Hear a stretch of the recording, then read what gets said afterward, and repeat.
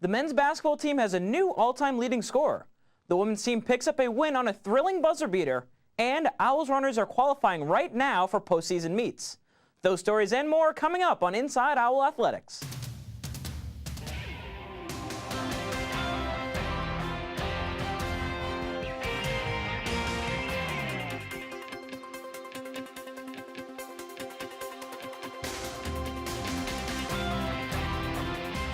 Welcome to the spring semester premiere of Inside Owl Athletics. I'm Tyler DeRosa. A longtime rivalry in the Little East Conference was renewed Wednesday night when the Plymouth State University Panthers came to Spalding Gym for a basketball doubleheader. Inside Owl Athletics' Matt Holderman reports the men's game lived up to the hype. This intense rivalry matchup remained close the entire time and had a little bit of everything. The first half saw the teams trade the lead back and forth, with Keene State jumping out to the initial lead thanks to 11 quick points from Edwin Easy-Donwin.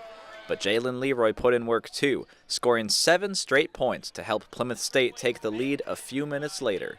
Keene State roared back a few times, but the Panthers went into halftime with the lead, 41-39.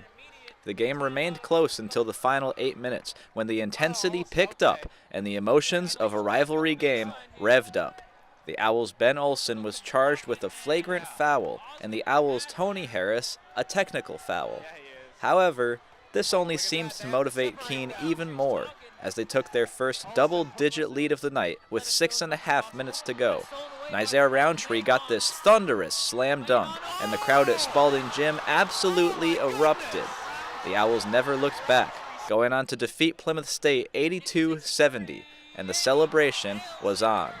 Tony Harris says the heated play on the court helped fire up his team. Yeah, I would say it's a motivating factor, because kind of like with any rivalry, like there's a little bit of bad blood, so to say, but like it's healthy, like a healthy bad blood. So seeing that kind of like a call not going away, like a double call too, intentional with intentional, it kind of just made us want to play harder. The win improves the Owls' record in the Little East Conference to 9 wins and 3 losses. For Inside Owl Athletics, I'm Matt Holderman. With the record of 9 wins and 3 losses, the Owls currently sit at 2nd place in the LEC standings behind Eastern Connecticut. The Keene State women's team is in a tougher spot trying to make the conference tournament. They did their best with Plymouth State, taking the Panthers into overtime. Both teams struggled to score early, but Emily McPadden kept the Owls close with this 3. The first quarter ended Plymouth 14, Keene 10. Plymouth State had a big second quarter, and Brittany Roach helped to extend their lead by drilling this 3 from the top of the arc. The Owls finished off the second quarter strong, and for the second possession in a row, Tamara Gagne grabbed the offensive rebound, setting up Jasmine Mitchell for the layup. The teams would go into the half with Plymouth up 26-22. The Owls had their best quarter in the third, and Tamara Gagne took advantage of the scoring drought by the Panthers and was able to tie up the game with this layup. The game would go into overtime in a 48-point tie, but this steal by Deborah Morrill would be the dagger to put the Owls away in the final seconds. Final score, Plymouth 57, Keene 52. The loss means the Owls need to win out in the last 4 games and get some losses by the other teams in the conference to have a shot at the conference tournament. Before those Plymouth State matchups, 2 former Owls got their place in the 1,000-point club. KSC President Melinda Treadwell gave commemorative basketballs to former Owl standouts Muffy Nesbitt White and Tina Gagne to recognize each scoring their 1,000th career point. Nesbitt played at KSC from 1987 to 1991 and is the Owls' all-time leader in three-pointers and three-point shooting. Gagne is a member of the Owls Hall of Fame who played from 1986 to 1990 and is KSC's all-time leader in assists and assist average. Keene State College has a new men's basketball all-time leading scorer. On January 21st, Ty Nichols etched his name into the school's history book with 2,044 career points. Inside Owl Athletics' Matt Holderman caught up with Nichols to find out what this record means to him.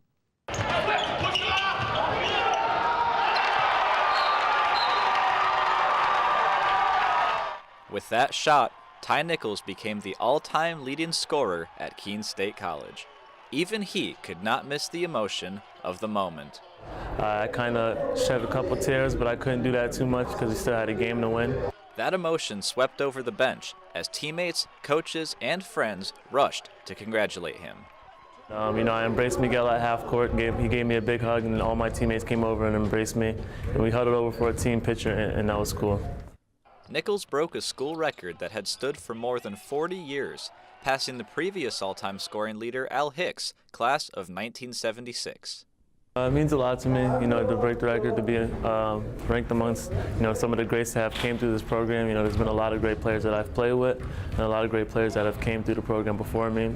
So to be mentioned with those guys and to have my name mentioned with them, it means a lot. But while Nichols remains humble, the people around him are not just proud, they are astounded. He's definitely the most talented guy that I've ever coached, and I've had a chance to coach some pretty good players, Hall of Fame guys, at other institutions, and, All-American type players. And there's no doubt that he's by far the most talented of any guy that I've ever had a chance to coach. Well, off the court and on the court, he's probably one of my best friends in school, one of the best basketball players I've ever played with. So I'm glad I met him, had the opportunity to play with him, He's an awesome kid. And it was an awesome ride, watching Nichols inch closer to the record. Yeah, I think you could see it coming for a while. It's not something that's surprising to us, given kind of what his career trajectory has looked like. Nichols had this record in mind from the start of the season, but it was what he wore on his feet that made setting a new mark special. So basically, my aunt had breast cancer. She died from breast cancer 2 years ago, and obviously that's Breast Cancer Awareness Month. It's a pink month. So I just wanted to wear pink sneakers, to represent her and break the record within her name. So you guys probably won't see those sneakers again. But even having broken the record, Nichols and the rest of the team are more focused on their task at hand, becoming LEC champions. One of my individual goals was, when I realized how close I was to breaking the record, was obviously to try to break the record. But, more importantly, as a team leader and team participant, I just wanted to do things to help the team. Obviously, a great individual accomplishment, but it's kind of like put that aside, and, now he has really the opportunity to worry about our team moving forward. And I think that's where, that he's going to get the most joy. But for this night, and in this moment, it was joy in the moment of being the best ever. I'm really proud of you, bro, for real. You're the dog. Now with 4 games remaining in the regular season, Nichols will have plenty more opportunities to add to his school record.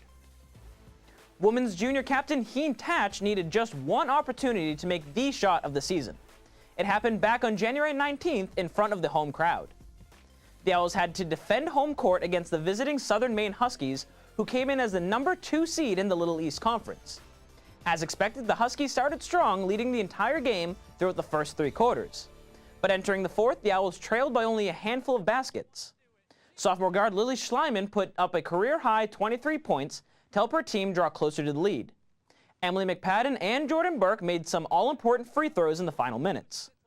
The Owls' hopes of winning the game came down to Heen Tatch, and she was able to tie the game up at 65 with 20 seconds to go. Moments later, the incredible happened.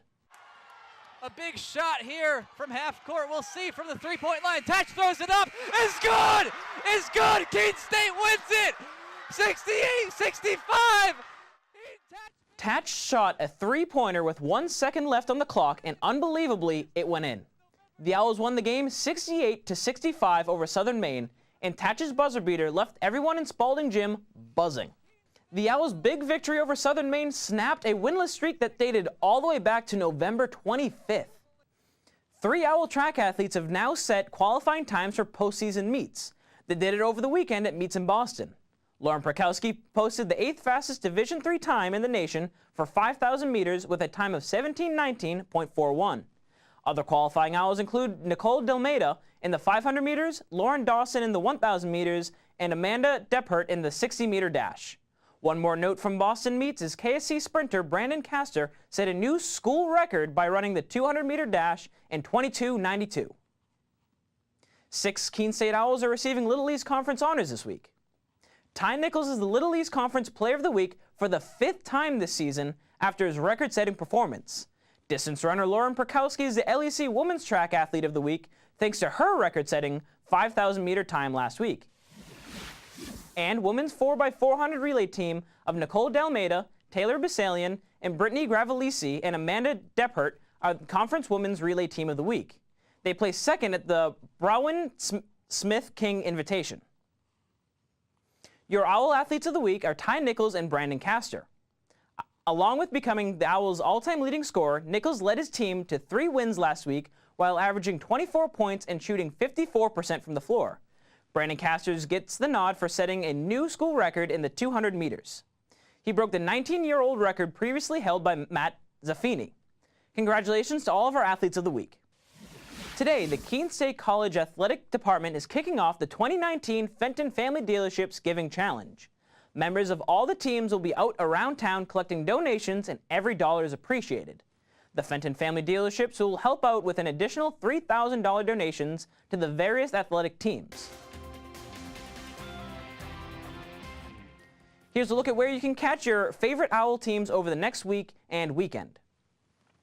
Saturday, track and field will be at the Panther Invitational at Plymouth State. The swim and dive team are at WPI in Worcester, Massachusetts at the Tech Sprints. It's their last tune-up before the LEC Championships. Also Saturday, men's and women's basketball are on the road at Castleton, Vermont, and the women tip-off at 1 and the men at 3. Wednesday, both teams are back at home hosting Western Connecticut. The women start at 5:30 and the men start at 7:30. Remember, you can watch all Keene State home contests through the Owl Athletics website. Just go to KeenOwls.com, click on the Game Day tab, and then select Live Broadcasts. Again, that's KeenOwls.com, Game Day, then Live Broadcasts. That's it for this week's program. Thank you for watching, and make sure to join us next week for more Owl sports action. For everyone here at Inside Owl Athletics, I'm Tyler DeRosa.